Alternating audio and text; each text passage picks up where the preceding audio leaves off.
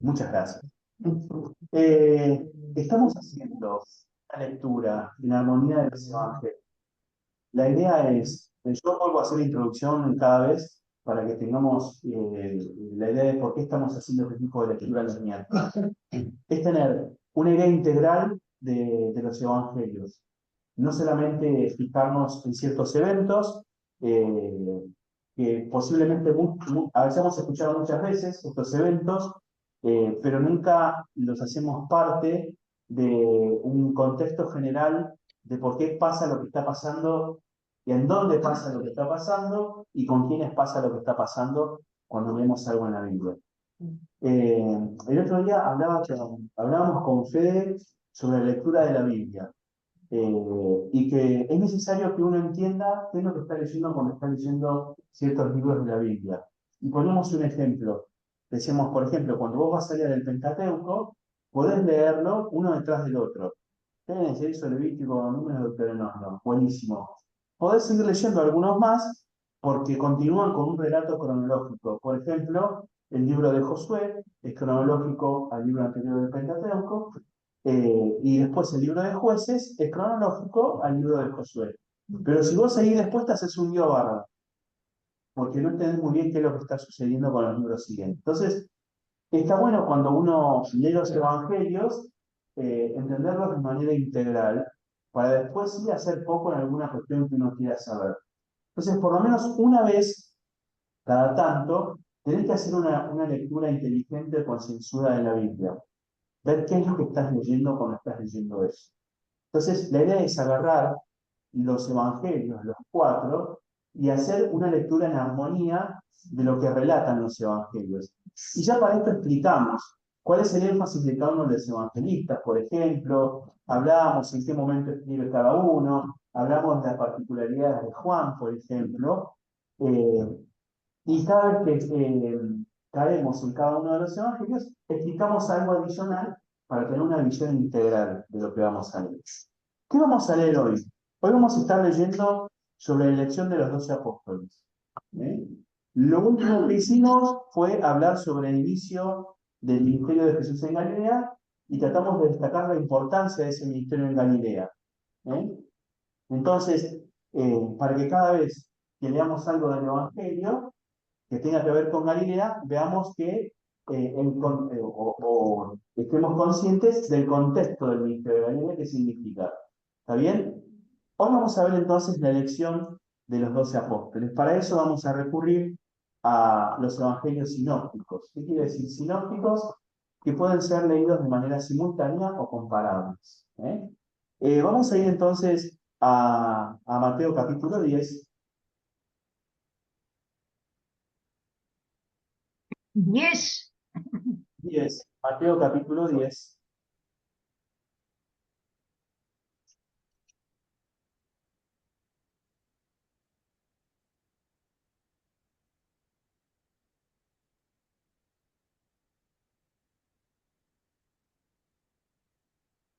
Vamos a estar viendo de manera paralela Mateo 10, Marcos 3 y Lucas 6. A ver, quédate ahora en Mateo 10 porque es el primero de los textos que vamos a estar revisando.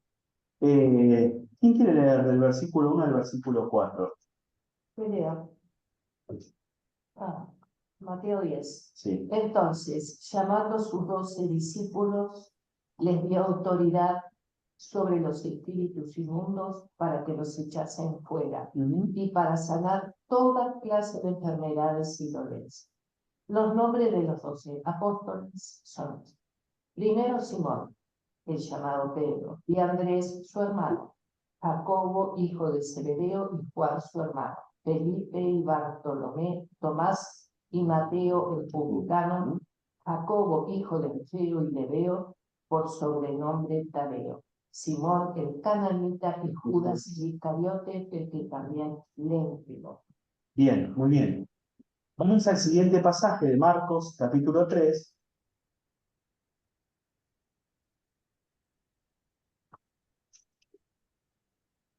Marcos, capítulo 3, versículos 16 al 19.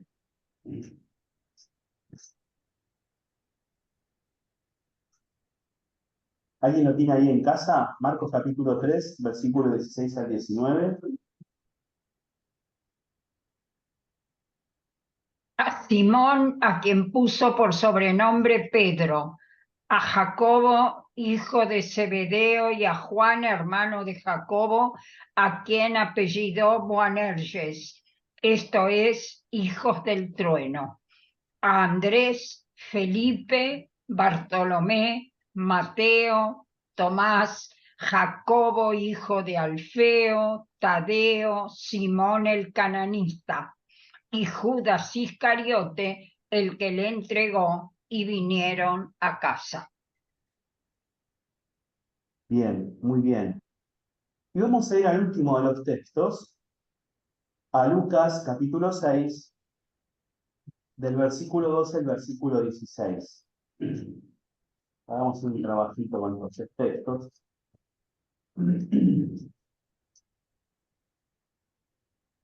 Por esos días, Jesús, escucha, Sí.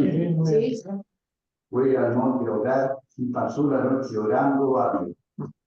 Llegar el día, llamó a sus discípulos y escogió a 11 de ellos, cuales también llamó a apóstoles, Simón, a quien llamó Pedro, su hermano Andrés, Jacobo, Juan, Felipe, Bartolomé, Mateo, Tomás, Jacobo, hijo de Alfeo, Simón, conocido como el Celote, Judas, hijo de Jacobo, y Judas Iscariote, que llegó a ser el traidor. Bien, muy bien. A ver, de esta primera lectura, de los 3 pasajes, ¿qué encontramos de diferente? El último más que nada hace hincapié en la oración, que antes de tomar la decisión, ¿Qué hizo? oró. ¿Cuánto tiempo estuvo orando? Toda la noche. no fue así un camino.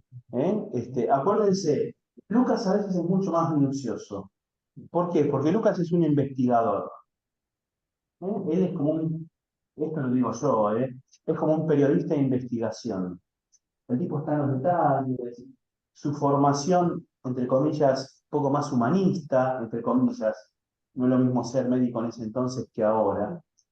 Pero vamos a encontrar en el Evangelio de Lucas esta tónica más cerca de la gente, más pensando en la gente, en las necesidades de las personas.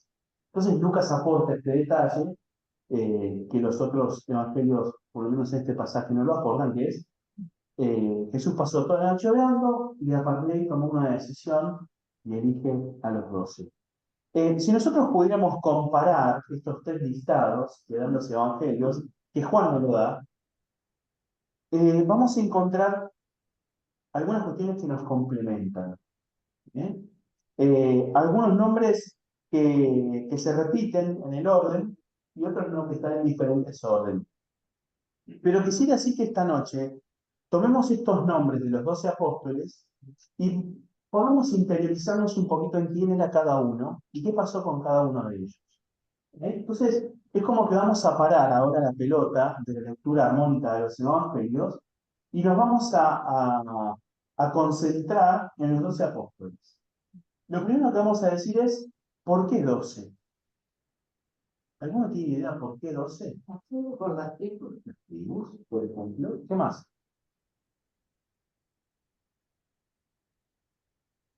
La descendencia. La descendencia. Uno por cada tribu. Uno por cada tribu. ¿Cuántas eran las tribus? 12. ¿No debemos ver el número 12? ¿Cuántos son el número de los elegidos en Apocalipsis? Es re famosa la cifra. 144.000. ¿No? Es un número exponencial del número 12. Entonces, ¿qué querrá decir el número 12? Para mí es como que cerraba el circuito, 1, 2, 3, 4, como el reloj. ¿Cuántos jugadores de fútbol hay en el bueno, no tiene nada que ver con pero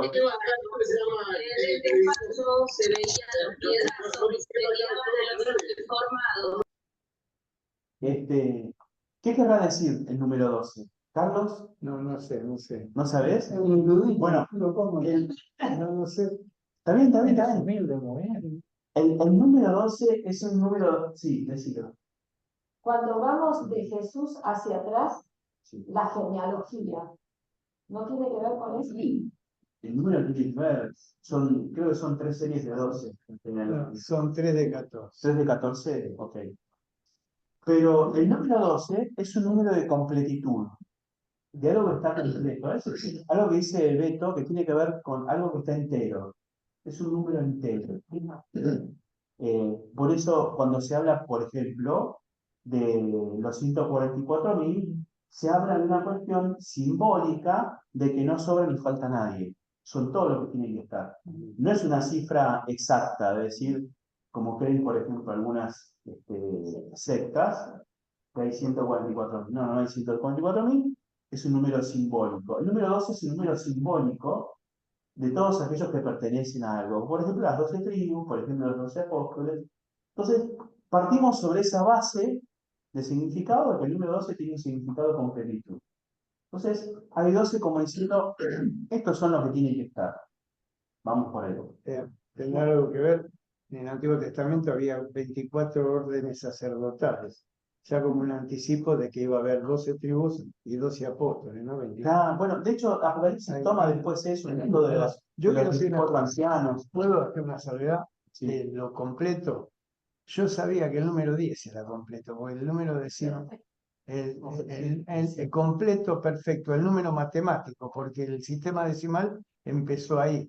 El número 10 fue utilizado cuando en la antigüedad un hombre tenía los 10 dedos, estaba completo, le faltaba uno, estaba incompleto. O sea, sinónimo completo, por eso los mandamientos son 10 mandamientos, ¿no? Completos.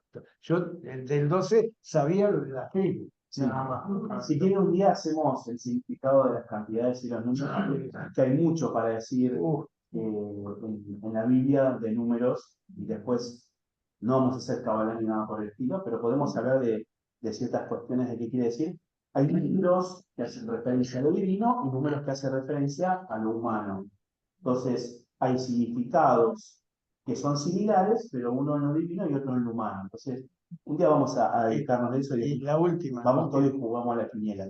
12 por 12 por Son 1000. 144. Perfecto. 12 del antiguo, 12 del nuevo y por 1000, que es una eternidad, una multitud incontable. Avanzamos, ¿les parece? ¿Alguien dijo algo por ahí en casa conectado? ¿No? Ok. Bien. Sí, yo me perdí 12 por 12, 144. Y me Por, perdí ahí. por 1000, 144.000. Los 144.000 del Apocalipsis. Claro, por ejemplo, en el Apocalipsis, ahora no recuerdo el capítulo, dice que el número de los escogidos son 144.000. Es un número alegórico, simbólico, no es un número, ¿cómo se dice? No con la palabra. Simbólico. No, literal, ¿eh? No está hablando de 144.000 personas ni más, no. Es un número simbólico, es alegórico. Capítulo 14 de Apocalipsis, gracias, Lili. Y a qué hace referencia esta simbología o esta alegoría, hace referencia a todos aquellos que forman parte del pueblo de Dios.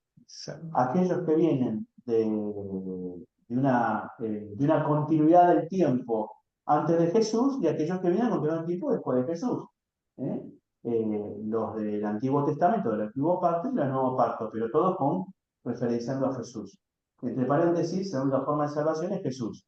¿Los judíos cómo se salvan? Con Jesús. Esa discusión la dejamos para otro día, porque da también para hablar.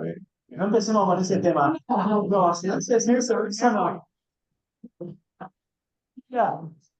No, cuando Jesús dice, el Espíritu Santo los convencerá de pecado, de justicia y de juicio. De pecado, porque no creen en mí. Punto final. Ahí está. Bien. Punto final. Vamos entonces con estos 12 muchachos, estos 12 apóstoles. Hay algunos que son figuritas repetidas siempre, que son los tres más cercanos a Jesús. ¿Se acuerdan? Uno de estos miércoles habíamos hablado de los círculos de relación de Jesús. Tenemos diferentes niveles, tenemos por lo menos 3 niveles de relación de Jesús. Lo que decíamos, entre comillas, y a tono de humor, el círculo rojo, el círculo más cercano de Jesús, ¿quiénes eran? Juan, Pedro y Santiago. Juan, Santiago y Pedro. buenísimo. Que junto con alguien más, ¿quién es el que falta ahí? Juan, Pedro y Santiago. ¿Quién falta ahí? ¿Quiénes son hermanos? Ahí en ese círculo. Santiago y Juan. Bien. Andrés. ¿Y quién falta? Falta Andrés. ¿Andrés quién es? El hermano de Pedro. Esos son Hermanos de Pedro. las primeras personas que se relacionaron con Jesús, que estaban conectados de alguna manera con Juan el Bautista, y que son con los primeros que Jesús se relaciona en la provincia de Galilea, sobre todo en Capernaum. Entonces, estos forman parte del círculo íntimo de Jesús. Juan, Pedro y Santiago. Creo que es el Evangelio de Marcos el que los llama a Juan y Santiago los Boanerges, que son los hijos del trueno. Los comentaristas no se ponen de acuerdo todos. Sucede mucho esto en la ciencia bíblica, que los comentaristas no estén de acuerdo 100%, pero uno trabaja por consensos. Muchas veces, y la mayoría lo que dicen es, tiene que ver esto con una cuestión de su personalidad. El carácter, ¿no? Que eran de carácter fuerte, eran personas laburantes, trabajadoras, eran de carácter fuerte y tenían este apodo, que entre paréntesis se usan mucho los apodos, ahora vamos a ver otros apodos también, de hijos del trueno, por el tipo de carácter. Hay algunos pasajes ahí que los revelan a ellos como gente de carácter fuerte, que cuando lleguemos a esos pasajes en los estudios lo vamos a hablar. Entonces tenemos a Pedro que tiene diferentes nombres. Nombres de Pedro sin repetir y sin soplar ya. Simón. Ahí, ya está. Simón, Pedro y Cefas. Tenemos ese es otro Simón. Claro, Simón es Simón. Tenemos un Simón original, que es el hermano de Andrés, que tiene por sobrenombre Pedro. El nombre de él es Simón. El nombre es Simón, sobrenombre Pedro, que en arameo se decía también Cefas. Ese era un sobrenombre de Pedro.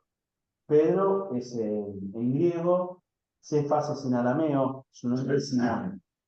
Simón, hijo de Jonás, le dice en un momento a Jesús. El nombre es Simón. Su hermano es Andrés, que lo tenemos ahí en el listado. Entonces tenemos en este listado a Simón, Pedro o Cefas, a Andrés, que es el hermano de Pedro, que no tiene ningún sobrenombre, a Santiago y a Juan, que tienen por sobrenombre hijos del trueno. Pero hay otro nombre con el cual se menciona a los Santiago. ¿Cuál es? Jacobo. Exactamente. El nombre Santiago, Tiago, Jacobo y Diego, todos tienen la misma raíz. Es Jacobo. Y todos tienen la misma raíz.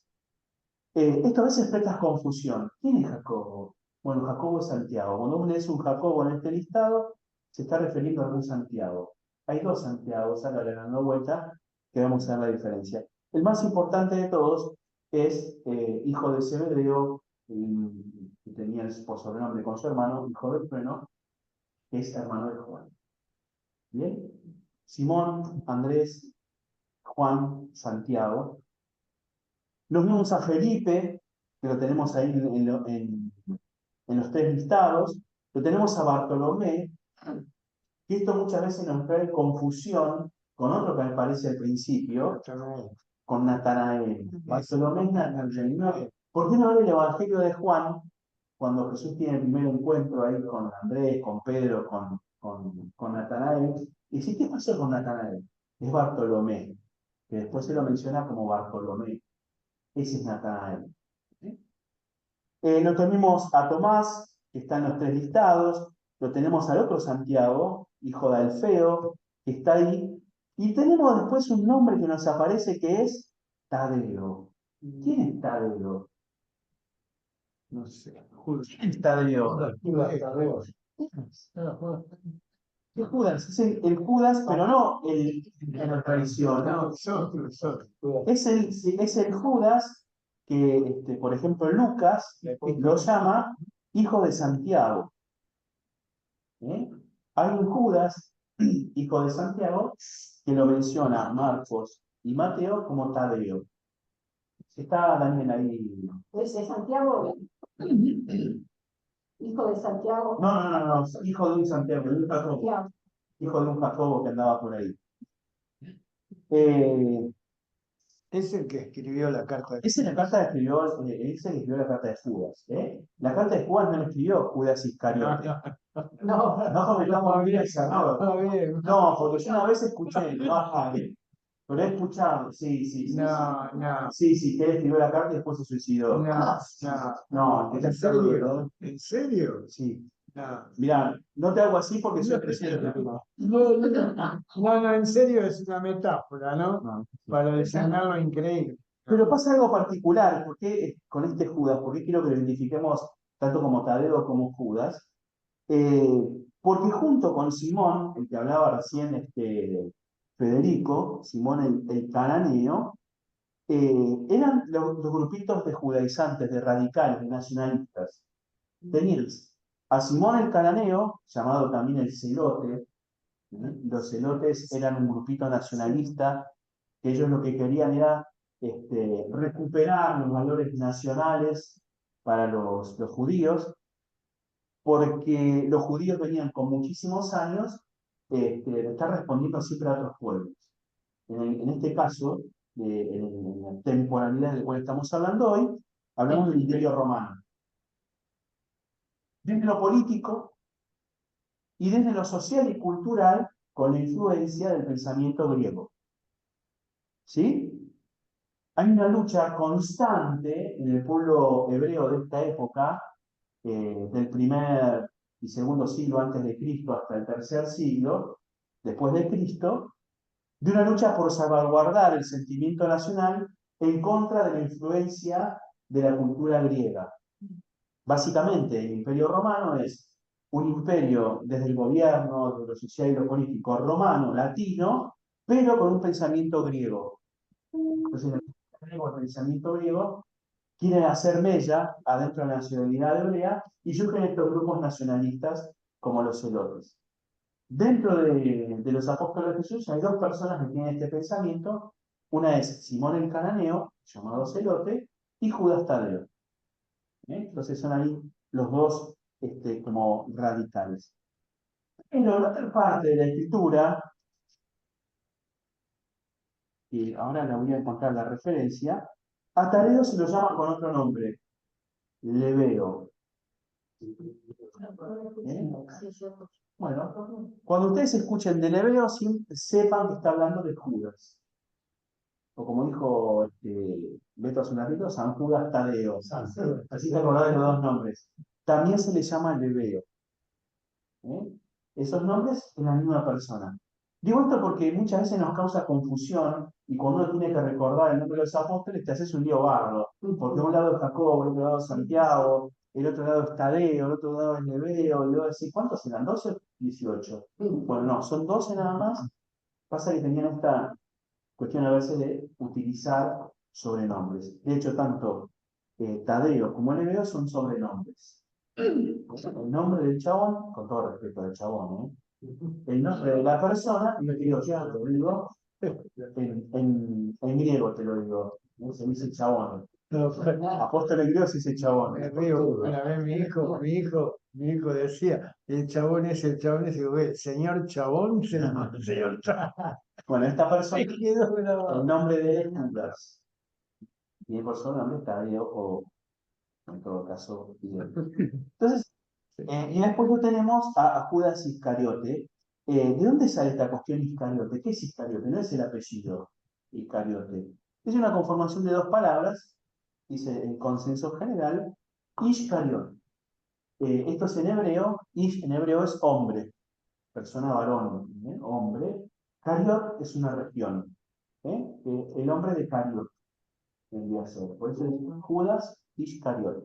Judas Iscariot, una región. Digo esto para que se nos hagan un punto de las ideas que a veces no entendemos. ¿Y qué era Iscariote? ¿Qué era Iscariote? ¿Qué era Celote? Bueno, Celote, un grupo radical, nacionalista, y Iscariotes porque era de la región de Galilea.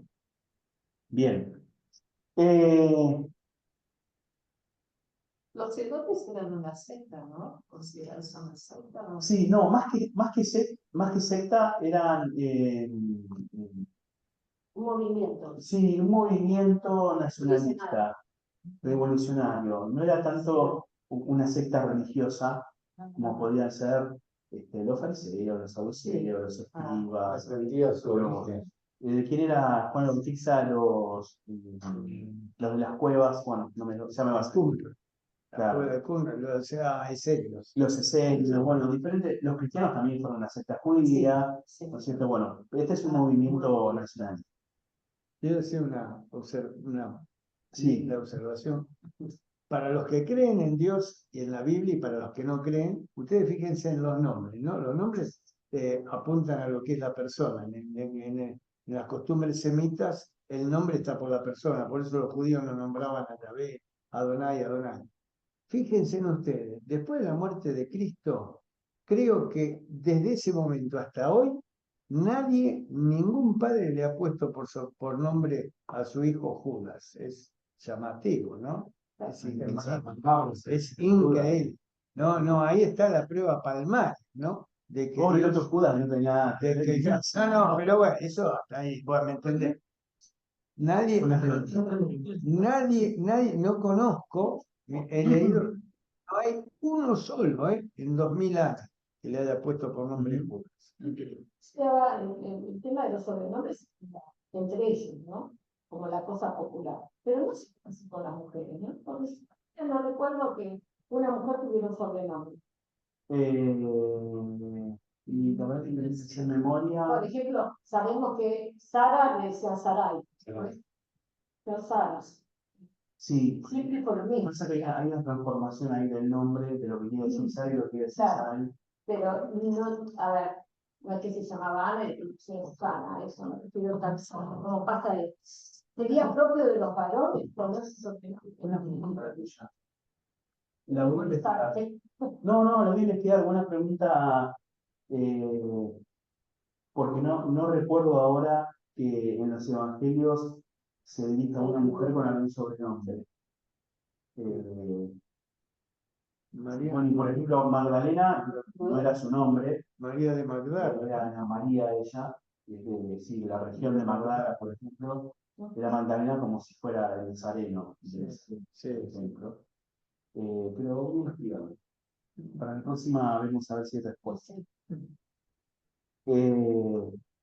Bien, esta cuestión entonces de los nombres, de las elecciones, y vamos a ver un poquito quién era cada uno de ellos. Se nos hace por ahí un poquito más fácil con Pedro, Juan y Santiago, porque son los más conocidos, pero vamos a ver alguna cuestión que tiene que ver con Pedro primero.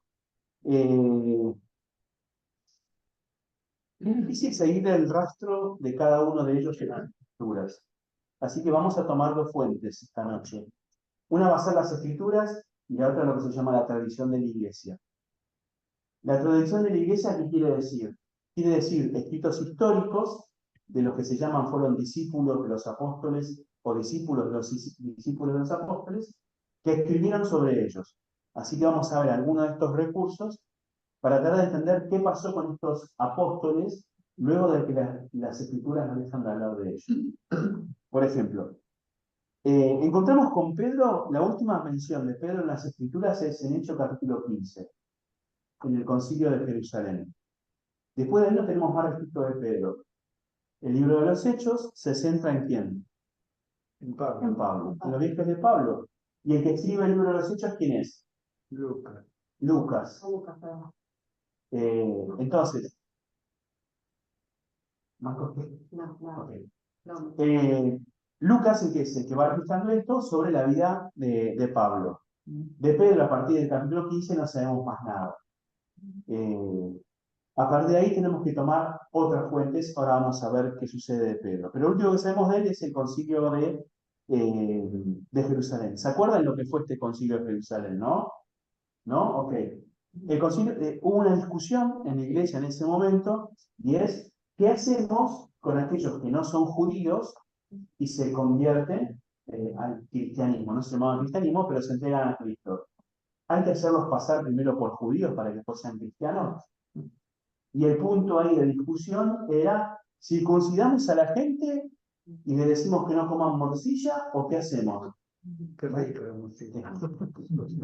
Eso básicamente fue la discusión. Se juntaron todos los líderes de la iglesia en Jerusalén, se hizo un concilio, es el primer concilio de la historia, y discutieron esto, capítulo 15 del libro de los Hechos, escucharon el testimonio de Pablo y de Silas, y llegaron a de Bernabé, y llegaron a la conclusión de que no estaba bien pedirles a los nuevos creyentes que se hagan judíos primero, se judaicen. Este fue el resultado del concilio de Jerusalén. Entonces, y este es el último registro que tenemos de Pedro ahí testificando y hablando en medio del concilio de Jerusalén. Ahora vamos a ver después qué nos dice la tradición. ¿Qué pasó con Andrés? ¿Cuál es la última referencia que tenemos de Andrés en la escritura? Bueno, tempranito en el libro de los Hechos, capítulo 1, hay un listado de personas que están reunidos en el aposento alto. Ese es el último registro que tenemos de Andrés. Andrés para nosotros tiene una relevancia, porque nuestra iglesia se llama Iglesia San Andrés. Es por el apóstol San Andrés. Ahora vamos a ver qué pasa con Andrés y por qué tomamos ese nombre. Pero tenemos la última referencia en la escritura de él. Con el hermano de Juan, Santiago o Jacobo, el hermano de Juan, el hijo de Zebedeo, el hijo del trueno, tenemos la última referencia cuando muere. Él es el primero que muere de los apóstoles. Hechos capítulo 12, versículo 2, nos dice que ahí Herodes Agripa lo pasa de huello y es uno de los primeros mártires de la iglesia. Santiago es el primero en morir, el hijo de Juan, el hermano de Juan. ¿Sí? Con Juan, ¿qué nos sucede con Juan? Bueno, la última referencia está en el último de los libros, en Apocalipsis, porque Juan es el que más vive de todos los apóstoles. Y es el único que va a morir de muerte natural. Como dicen en el barrio, murió de viejito. Y era el más jovencito, además. Y el más jovencito, además.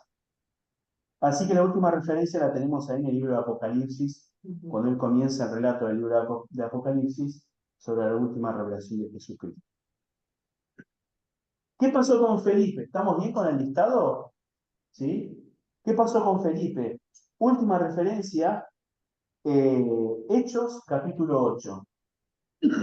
Hechos, a ver, vamos a leer esta referencia para ponernos un poquito, así no nos vamos de la escritura. Hechos capítulo 8, versículo 40, yo se los leo, dice,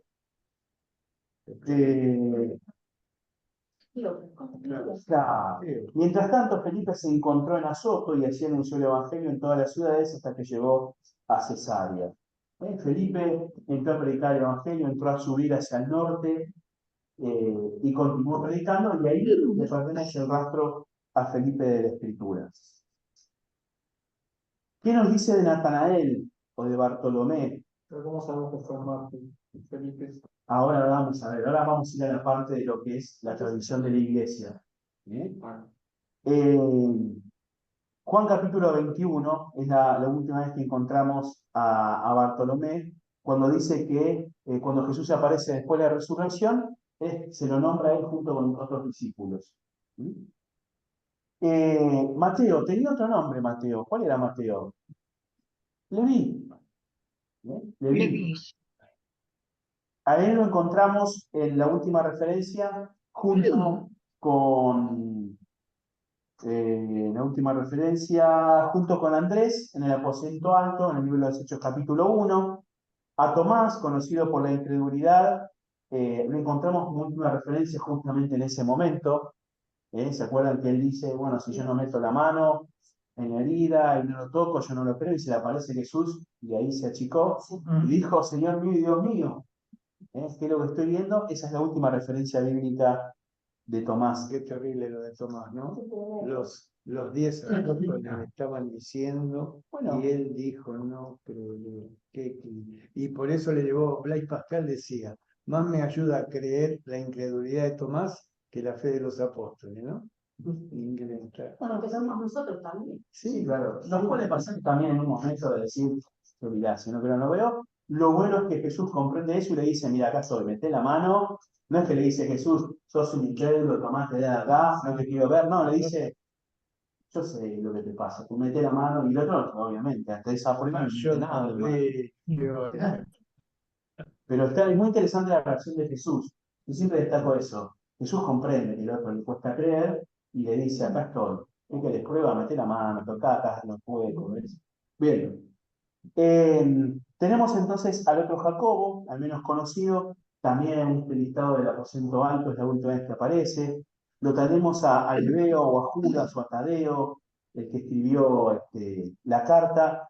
Eh, la pregunta que era, le hacen una pregunta de cuándo iba a restaurar el reino en la última cena, es la última vez, Juan capítulo 14. Eso es un poquito después, pero no le pregunta sobre la instalación del reino, es la última vez que tenemos ahí noticias sobre Tadeo. De Simón el Celote, la última vez también es el listado del aposento alto, la escritura después no cuenta más nada sobre él. Y bueno, sobre Judas Iscariote ya sabemos, la última referencia de él es cuando se cuelga, y que hay dos relatos que son muy interesantes, los dos relatos, complementarios uno del otro, con algún aporte de más detalles, pero nos dice que se cuelga y parece que en un momento se le rompió la soga, se estrelló contra el piso y se reventó. Ese es el relato que dice la escritura, bien gráfico, bien de crónica, pero ahí termina el relato de Judas Iscariote. ¿Qué nos dice? Y esto está bueno tenerlo en cuenta, la tradición de la iglesia sobre cada uno de ellos. Yo les voy a dar algunas fuentes, como para que tengan en cuenta por si algún día quieren interesarse un poquito más. Yo estuve consultando seis fuentes de lo que son padres de la iglesia. ¿Por qué está bueno leer estas cosas? Porque estas personas fueron o discípulos de Jesús, de él, discípulos de los apóstoles o discípulos de los apóstoles. Entonces, tenían ahí conocimiento de las cuestiones que se venían hablando en ese tipo. Yo consulté, Eusebio de Cesarea tiene un libro que se llama, un escrito que se llama Historia Eclesiástica. San Jerónimo, uno que se llama De Viris y Distribus. No me lo voy a repetir. De Viris Illustribus se llama la obra, en latín. Otra de Ireneo de Lyon, que se llama Contra las herejías. Igual, aunque nos suenen medios raros, son escritos muy conocidos para la iglesia. Clemente de Roma, con su famosa epístola a los Corintios. Otro de Clemente de Saavedra, que lo tenemos acá. No, ese era Clemente de Saavedra. Este es Clemente de Roma con la epístola a los Corintios. Policarpo de Esmirna con la carta a los Filipenses. Policarpo tenía línea directa con el apóstol Juan. Y un compendio de escritos de la Edad Media que se llama Leyenda Áurea, que recogía relatos de los primeros siglos de la Iglesia. ¿Qué nos dicen estos registros históricos? Nos hablan de Pedro, que predicó en Jerusalén, en Antioquía, en Roma, y que fue crucificado en Roma. Nos cuenta Clemente de Roma, por ejemplo, y Orígenes, que es uno de los padres de la Iglesia. Fue crucificado cabeza abajo, en tiempos de Nerón. Cabeza abajo. ¿Por qué pidió? Santiago. Dicen que no era digno de ser crucificado, igual que Jesús, y es lo que dice la tradición. Esta es tradición, no está en la Biblia, son registros históricos. De Andrés, nuestro querido Andrés.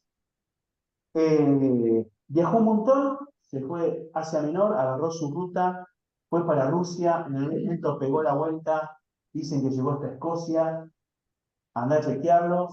Sus huesos históricamente estaban en varios lugares al mismo tiempo, no se sabe muy bien, pero la cuestión es que en el siglo XIV, en 1300, es nombrado patrono de Escocia, Andrés. Exactamente. Entonces, Claro. como esta iglesia, la iglesia luterana de San Andrés, fue fundada por colonos escoceses o inmigrantes escoceses, ellos tenían de patrono a San Andrés, por eso la iglesia se llama San Andrés. Dice que él fue crucificado en una X, en una cruz en forma de X. Por eso es la cruz de San Andrés, que es una X. Él fue crucificado así. No así como Jesús, sino así. ¿Se entiende? Sí. Y tenemos un patrono. ¿Qué parece? Por ejemplo, los santos de la Iglesia Católica. Sí, sí, totalmente. Es decir, el tema de los santos de la Iglesia Católica viene de toda una tradición de la Iglesia cristiana. No es un invento solo de la Iglesia Católica de Roma. Es toda una tradición que se va desarrollando a lo largo de la Iglesia. Y esto, por supuesto, es antes de la Reforma. Antes de la... Mm. Sí, sí, totalmente antes de la Reforma. Bien, entonces estamos con Andrés. Nos cuenta de estos datos Eusebio de Cesarea, que lo mencioné hace un ratito. Hablando un poquito de Santiago, el hermano de Juan, lo comentamos hace un ratito, Flavio Josefo nos habla también un poco sobre él, es el primero de los apóstoles en morir. De Juan su hermano también hablamos, él termina sus días en la famosa isla de Patmos, que parece que es muy linda, geográficamente. Yo nunca estuve, pero dicen que es muy lindo el lugar.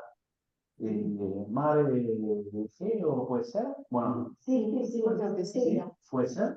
Bueno, un lugar paradisíaco, no sé cómo serían los tiempos de Juan, pero termina sus días ahí, desterrado, pero bueno, por lo menos viviendo con buena salud.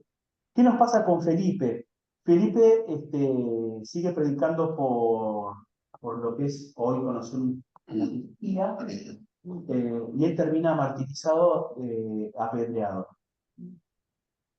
en Hierápolis. Lo terminan matando. Con Bartolomé sucede algo similar, pero Natanael comienza, o Bartolomé, predica en Asia, Armenia, y se va hasta la India a predicar. Se va a predicar hasta la India, y no tiene un final feliz en Armenia, donde parece que lo agarran y lo desollan vivo y lo decapitan. Son todas muertes así, de días distintos. Igual, eso era típico de los asirios. De los asirios. Era horrible. Sí. Una civilización de bestias. Y claro, y la predicaba contracultura de ellos. Sí, totalmente. ¿Te imaginas? Y qué raro Armenia, porque fue la primera nación cristiana. Y qué contradictorio, ¿no? Sí, claro. Claro. Lo tenemos a Mateo después predicando en África, en Etiopía, y pasando después para Persia. Cuando vuelve a Etiopía, ahí lo matan, no se sabe muy bien cómo lo matan, hay diferentes versiones, pero lo martirizan, lo asesinan por causa del Evangelio en Etiopía. Ahí Clemente de Alejandría tiene un lindo relato. A Tomás también lo tenemos predicando en India, y ahí en la India lo realizan con una lanza y muere también martirizado en la India. A Santiago, el menor, a Jacobo, lo tenemos también predicando en Jerusalén, sobre todo. Él va a ser uno de los líderes de la iglesia, Santiago el Menor, en Jerusalén, y lo arrojan desde arriba del templo. ¿Querías hablar? Ellos. Sí. No es sí, es la carta de Santiago. ¿Es el mismo? Sí. Ajá. Lo arrojan desde el pináculo del templo. De arriba del templo lo tiran y ahí muere. Lo tenemos después a Tadeo, a Judas, a Leveo. Él predica en lo que hoy conocemos como Siria o Irak, toda esa zona, hace la predicación. Y nada, no les voy a decir cómo muere, pero también muere muy feo, por golpes. Muere por golpes. Después lo tenemos a Simón el Celote, también predicando por África, sobre todo el norte de África. Ahí también es crucificado o aserrado, según los relatos de quien uno lea, si es esta leyenda áurea que mencionaba recién, o de Eusebio de Cesarea. Y bueno, por último, este Judas Iscariote, que ya sabemos cómo finalizó. ¿De qué nos sirve conocer esto? Bueno, pues yo me preguntaba, ¿para qué dar estos datos? ¿De qué nos se pueden aportar? Creo que es muy interesante cuando leemos los evangelios entender que no estamos leyendo una obra literaria de personajes ficticios. ¿Sí? Que por más que nosotros los vemos, entre comillas, en una foto a ellos actuando, sus vidas continuaron. No es como, por ejemplo, vos podés leer Romeo y Julieta. Y lo ves a Romeo ahí, termina la historia, bueno, se murió, ya está, no pasó más nada. Bueno, la vida de estos apóstoles continuaron, siguieron. Y cuando uno puede seguir de alguna manera el relato histórico, uno puede percibir que sus vidas realmente fueron llevadas al extremo y que fueron personas transformadas. La Biblia lo que nos muestra es que estas personas fueron llamadas en un contexto normal, como cada uno de nosotros puede ser llamado, haciendo la labor que hacemos todos los días. Pescadores, recaudadores de impuestos, formando parte de algún partido libertario, alguna cuestión así, ¿eh? Pero Jesús vino y los llamó a cada uno de ellos y los hizo parte de algo común, y estas personas en serio dedicaron su vida a eso. Lo transformó. Los Le dieron transformó. valor, y le pusieron entendimiento a su vida, lo que le encomendó Jesús.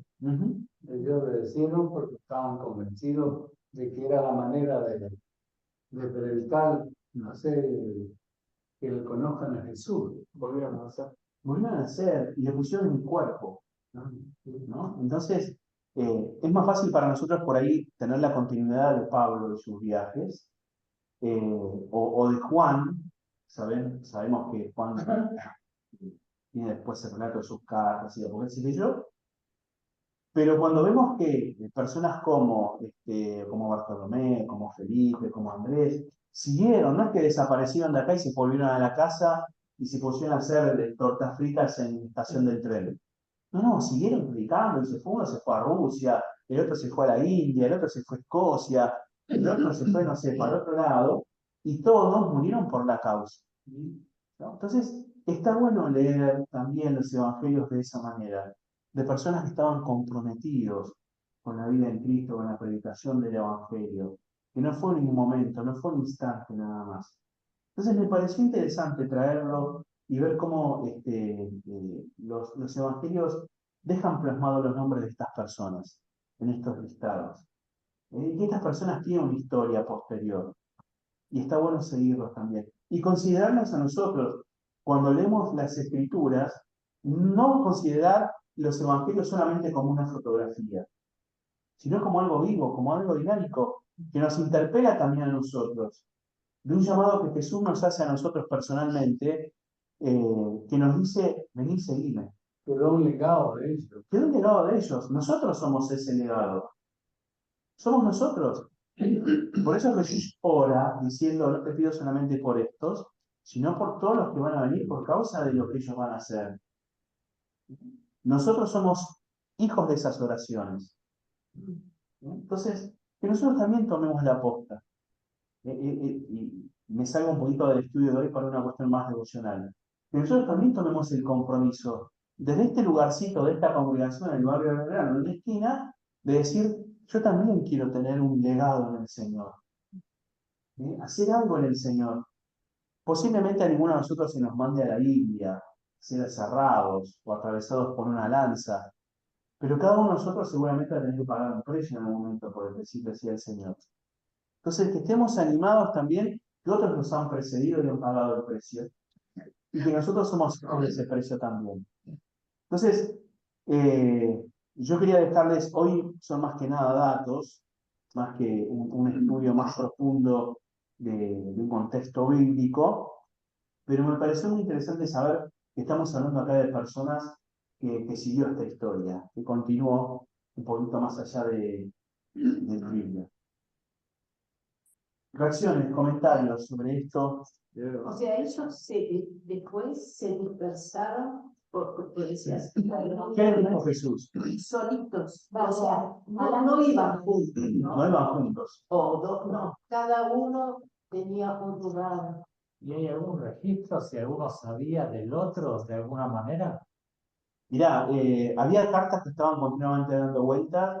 Lo que sí tenemos conciencia cierta es que, por ejemplo, las cartas que mandaban Pablo, que mandaban Pedro, bueno, Juan no porque es posterior, así que no hay registro, pero entre ellos tenemos registro que se circulaban esas cartas en las iglesias. Las cartas que manda Juan, por ejemplo, esto es en el Apocalipsis, van siendo circuladas, entonces hay noticias de ellos.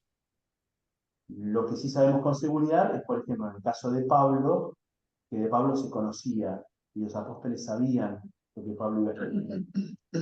Seguramente había noticias entre ellos. A pesar de eso, a pesar de saber cómo le había ido a cada uno de ellos, lo siguieron en realidad y dijeron, bueno, estos hicieron esto, no lo han metido calladito en mi casa, porque si no terminó así. Pero ya me Sí, espera, sí, sí. claro. Sabíamos que eran capaces de hacer lo que querían con Esteban. Es el primer mártir, acuérdense. Por eso fueron los apóstoles. En alguna medida son el resultado de lo que le dice Jesús a Pedro, ¿no? Y esto le digo para darle a entender con qué muerte había de glorificar a Dios. La muerte de los apóstoles es la glorificación a Dios. Está muy bien en un librito, El proceso de la resurrección de Cristo, no me acuerdo el nombre, un inglés muy lindo, la conclusión es brillante, haciendo referencia. Dice él, si vinieran dos personas que predicaran que Jesús resucitó de los muertos, que murió por nuestro pecado, que realizaran obras increíbles, milagros increíbles, y que a pesar de todo eso vivieran en un grado de pobreza extrema, soportaran sufrimientos increíbles y al final ofrendaran sus vidas por ese testimonio. Si después de indagar nos enteramos que en otros lugares otras personas fueron, hicieron exactamente lo mismo, pregunto su señoría, ¿quién desmentiría ese testimonio? ¿No? Con la muerte de los apóstoles. Es único. Bueno, único. Por lo general, hay un libro que se llama El libro de los mártires, donde se recogen testimonios de quienes siguieron a los apóstoles, discípulos de muchos de ellos. Por lo general en ese tiempo muchos eran las muertes así violentas por causa del Evangelio, hasta que, y esto lo tuvimos a ver en un estudio, en el 313 el Imperio de Roma acepta al cristianismo como una religión legal o lícita. Hasta antes de esa fecha, hasta antes del 313, el seguir a Jesús era ilegal. Por eso tantas persecuciones, tanto de la cuestión religiosa como de la cuestión estatal. El Estado te perseguía, pero los religiosos judíos también. A partir del 313, vos legalmente podías ser cristiano, y a partir de esa época se termina ese martirio generalizado. El único que conozco yo es el de Policarpo, que me encanta. Pues me encanta, Dios mío, perdón. No, sí, bueno. Le preguntan, lo amaban, los que lo iban a ejecutar lo amaban porque era un tipo y le decían, por favor, niega a Cristo, ¿no? Así no te ejecutamos, pues tenían la orden del emperador. Y él le dice, 80 años, no sé, Sí. he servido a Jesús, nunca me ha faltado nada, lo he de negar ahora, y muere por eso. Los tipos lloraban, los verdugos, ¿no? Eso fue tremendo. Sí, son testimonios muy fuertes, que están registrados históricamente, y se hizo un libro que se llama El libro de los mártires, muy interesante leerlo. Y bueno, este tipo de martirio se termina en el siglo IV, por eso no tenemos registro ya después de gente masivamente dando su vida por Jesús, ¿no? Y oh casualidad, a partir del siglo IV empiezan algunas cosas raras. Bueno, porque en el 364, 78, si no recuerdo mal, el cristianismo comienza a ser la religión oficial del imperio. Entonces se institucionaliza toda la cuestión de la iglesia y se comienza a crear toda oficializar la escritura eclesiástica, porque ya existía una escritura eclesiástica. No es que éramos todos hippies y todos hacíamos lo que queríamos, no, había una estructura de iglesia donde había referentes y líderes en cada ciudad, en cada pueblo, en cada región, estaban metropolitanos, bueno, había toda una estructura que se había desarrollado en esta legislación. Bien. Sí, ¿quién? ¿Alguna pregunta? Ernesto, Beto, perdón, Eduardo, ¿alguien? Sí, quedó el curso. Esa no. Quedó ahí. Seguramente pienso, ¿no? No sé, mi imaginación tal vez, que estos apóstoles, cuando se dispersaron, no iban solos, iban con un grupo de personas, ¿no? Seguramente caminando, Capaz que tendrían seguidores. el carrillo, hasta pasar embarcaciones de aquella época, y algunos por ahí volvían, porque se cansarían o desistirían, y volverían y se comunicaban con otros, entre ellos por ahí tenían algún conocimiento como vos preguntabas, ¿no? Y otra cosa que en el libro de Hebreos hay una pequeña redacción de que es lo mismo que vos dijiste, encerrados, no sé, en sillas calientes de hierro. A Isaías dicen que lo cortaron vivo. Ahí sabías. Bueno, sé, ¿no? Sí. Bien. ¿Algún comentario más? Ver todas las muertes de los apóstoles, que fueron los primeros seguidores de Jesús, como bien estaría muy esperanzado, ¿no? Pero bueno, se pone a pensar que hoy día somos millones. Después dice, mirá cómo terminaron los apóstoles, que eran los más cercanos a Jesús, ¿qué me depara a mí? Bueno, gracias a ellos se formó toda la iglesia. Sí, sí, claro. Cambiaron el mundo, Y básicamente. vos comentás y te dije, ¿por qué Dios permitió que sean sacrificados de esa manera? Porque al que me quiere meter, te busca. ¿Por qué Dios permitió esto? Bueno, pero hicieron, lo vieron dispuesto. ¿Y por qué Dios permitió que Jesús muriera? ¿No? Eso es más grande todavía. Pero eso solamente se interpreta por el Espíritu Santo, ¿no? Si el Espíritu Santo no ingresa, no, tenés el cerebro pelado. Tal cual. ¿Saben cuánto caminó Pablo en los 3 viajes apostólicos? Yo leí, no sé, 5.000 kilómetros. No andaban en auto con aire acondicionado, No, claro. subiendo montes, embarrándose. En una isla lo mordió una víbora. Le cortaron la cabeza. Le cortaron la cabeza. No sé qué habrá pensado Pablo en el instante que el verdugo levantó el hacha, le cortaron la cabeza. No, ese tipo, para mí fue el cristiano más grande que pisó esta tierra. He corrido la buena batalla de la fe. ¿Cómo le dice eso? ¿Cómo? He corrido la buena batalla de la fe. He guardado la fe, claro. Por lo demás me está reservada la corona, el que me dará fue puesto en aquel día. Prosigo al meta, prosigo al meta. Llegamos hasta acá entonces con el estudio.